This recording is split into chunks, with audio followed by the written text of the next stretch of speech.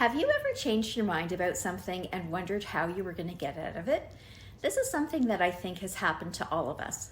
In this video, we're going to talk about what happens if you change your mind after signing and agreeing to an agreement of purchase and sale.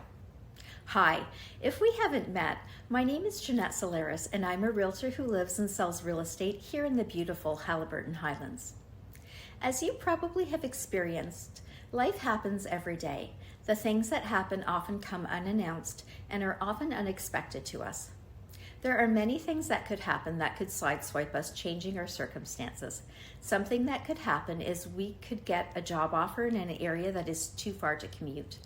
If you're buying the property with a partner, there may be difficulty in the relationship. There are endless possibilities that could happen. If you find yourself in this position, you are best to reach out to your realtor and remember to be open and honest with them, as they are there to help guide you. If you have a signed agreement of purchase and sale that has been signed by both parties, it is considered a legal document and is binding. In most cases, buyers will have different contingencies that need to be addressed in order for the offer to firm up. It can be contingent upon the buyers getting financing, a home inspection and being satisfied with the results, and being able to get insurance, and the list goes on.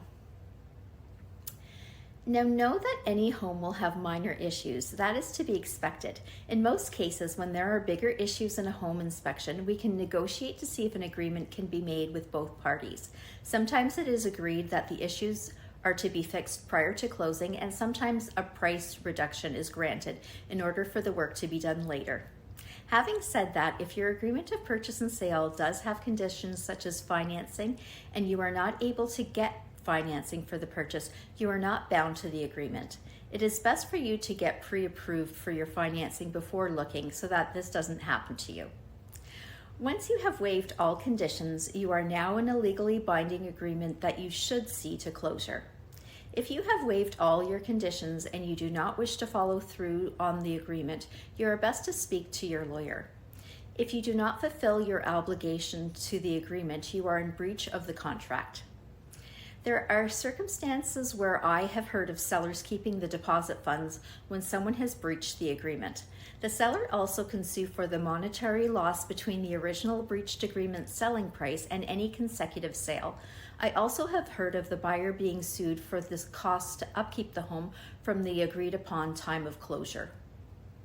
So for example, if you agreed to buy a home for $750,000 but did not follow through on that deal, and the property then goes back on the market for an additional 6 months before it sells for $700,000, a seller could sue you for the $50,000 difference in the sale price, along with the carrying costs for the home for 6 months that they otherwise would not have had to pay.